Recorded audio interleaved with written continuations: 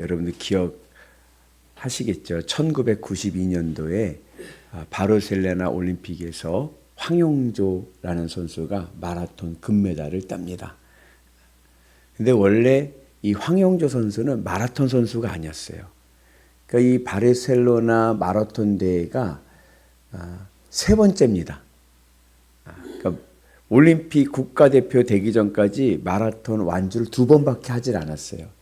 원래 황용조 선수의 주 종목은 5,000m, 10,000m 중장거리 선수였습니다.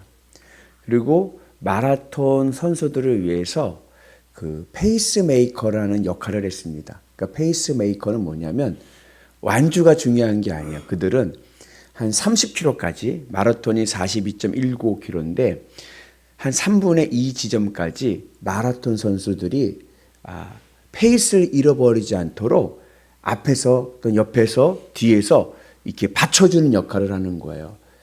그리고 또 상대 견제하는 선수들 있잖아요. 그들의 길목을 이렇게 막기도 하고 하면서 견제하면서 페이스를 올림픽 마라톤 선수들의 페이스를 이렇게 조절해 주는 역할을 했습니다. 그런데 계기가 어떻게 됐냐면은 1992년 초에 일본에서 마라톤 대회가 열립니다. 베프 오이타 마이니치 마라톤 대회가 열리는데 이때 이 황영조 선수가 페이스메이커로 출전했는데 그러면 완주를 해버린 거예요. 예. 근데 2등을 했습니다. 그 대회에서. 그것도 한국인 최초로 2시간 10분 안에 들어온 거예요. 그때까지만 해도 우리나라 선수들의 목표 뭐냐면 2시간 10분 안에 들어오는 게 목표인데 2시간 8분 47초의 좋은 기록으로 일본 마라톤 대회에서 2등을 합니다. 그래서 졸지에 국가대표가 된 거예요. 이게 처음으로 마라톤을 완주한 거예요. 그리고 한 번 더 완주하고 그 다음에 바르셀로나 올림픽에 가서 금메달을 따게 됩니다. 비유하자면 기도는 마라톤과 같습니다. 그러니까 뭐가 중요하냐? 완주가 중요해요. 물론 다른 경기들도 완주가 중요하지만 뭐 예를 들어서 뭐 100m라 아니면 뭐 500m, 뭐 1000m, 뭐 10,000m 이렇게 뛴다 치면 당연히 그 선수들은 완주는 기본이잖아요. 그죠? 100m 완주 못하는 육상 선수는 없죠. 100m 선수 중에서. 그러나 마라톤은 그렇지 않아요. 마라톤은 완주를 못하는 선수들도 많이 나옵니다. 그래서 중요한 건 뭐냐? 기도는 완주를 하는 게 중요한 거예요. 기도를 완주. 그럼 완주를 하려고 하면 뭐가 중요하냐? 결승선이 어디 있느냐가 중요한 거예요. 열심히 막 달리면 뭐예요? 결승점으로 엉뚱한 데가 있으면 길을 찾지 못해서 엉뚱한 데서 막 달리고 있으면 완주가 안 되잖아요. 기도의 결승점을 알아야 돼요. 그 결승점을 지나 완주할 수 있는 은혜가 있기를 축복합니다. 그러면 그 기도의 완주의 결승선이 어디냐? 오늘 우리가 기도의 본질을 좀 알아야 되는데 기도의 본질의 내용은 뭐냐면 예수님께서 겟세마네에서 기도하셨듯이 뭐요? 내 원대로 하지 마옵시고 아버지 뜻대로 하옵소서. 내가 기도하면서 내 마음에 하나님의 뜻이 이루어지기를 간구하고 하늘 천국과 하나님이 내 아버지이심이 실감이 돼야 되는 거예요. 이게 기도의 결승선입니다. 그러니까 기도를 아무리 1시간, 2시간, 뭐 10시간 한다 하더라도 그 기도하면서 내 마음에 하나님의 뜻이 이루어지기를 소망하지 않고 하늘 천국이 내 삶에 실감되지 않고 아버지가 내 아버지이심을 내가 경험하지 못한다고 하면 그이는 기도의 결승선에 오지 못한 거예요. 기도는 마라톤과 같고 마라톤의 완주는 결승선을 통과하는 거기 때문에 우리가 오늘 이 결승선에 통과하는 은혜가 있기를 축복합니다. 그래서 우리가 기도를 하면서 그 예수님께서 가르쳐 주신 주기도문이 중요한 이유가 하늘에 계신 우리 아버지요 이름이 거룩히 여김을 받으시오며. 하나님의 이름이 내 마음에서 거룩하게 되면 내 마음이 땅에 붙어 있고 땅의 문제를 근심하고 있는 내 마음이 하늘로 올라가서 이 문제와 상관없이 주님으로 내 마음이 거룩해져서 주님으로 기쁘고 만족하고 주님만 내 마음에서 첫 번째 가장 좋은 분이 되시면, 그러면 내 마음에 하나님의 뜻이 이루어지는 것이 내 삶 속의 소망이 되고, 하늘의 뜻이 내 삶 속에서 이루어지게, 주기도문 내용처럼 그게 소망이 되고, 그리고 하나님 아버지가 내 아버지이심을 내가 실감하고 고백하고, 하늘 천국이 내 삶 속에서 이루어져서 날마다 천국되는 은혜가 있게 될 줄로 믿습니다.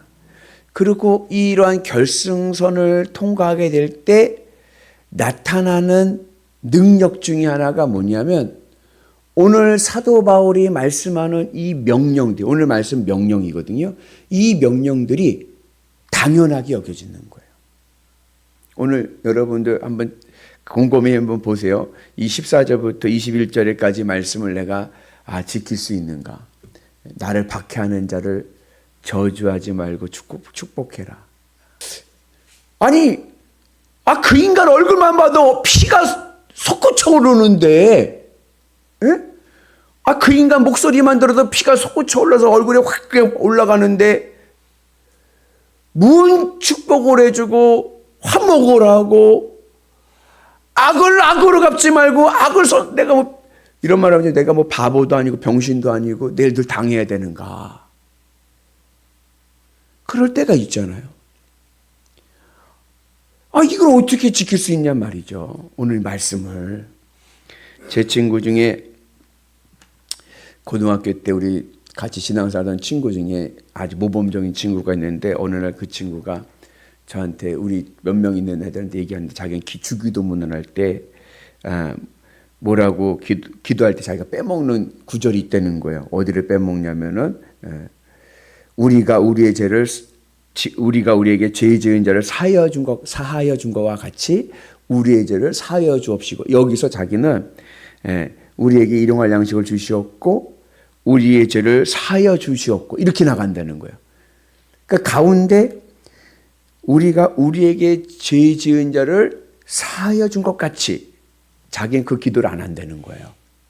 왜 안 하냐? 자기는 양심상 나에게 잘못한 인간을 난 용서해 줄 수가 없다는 거예요.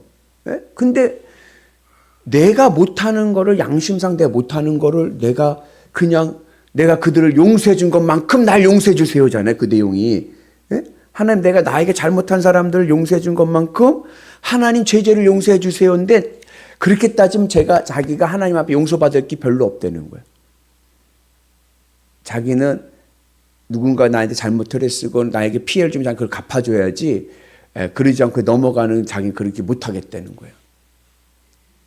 맞죠? 그러니까 어쩌면 그 친구가 더 정직할 수도 있죠. 그 자기 양심상 주기도문에 그 구절을 뺀다는 거예요. 그럼 어떻게 해야 우리가 그러지 않고,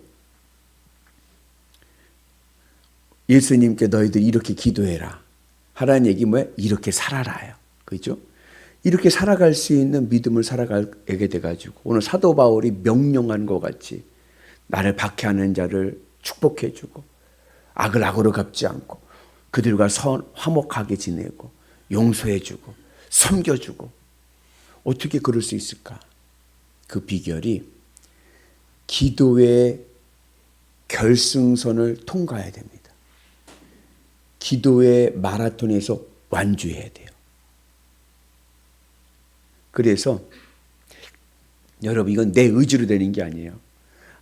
오늘부터 내가 이제 원수를 사랑해야지. 나를 박해하는 그 김 과장을 오늘부터 내가 축복해줘야지. 가보세요. 얼굴만 보면 막 그냥 불편하고 같이 있는 것도 불편한데 김 과장 오면 도망가고 피하고 그러지. 거기에 어떻게 사랑으로 해주면 뭐해? 더 그냥 기고만장해갖고 내 머리 위에서 더 그러는데, 그잖아요. 그러니까 내 의지로는 되지를 않는 거예요. 어떻게 되느냐?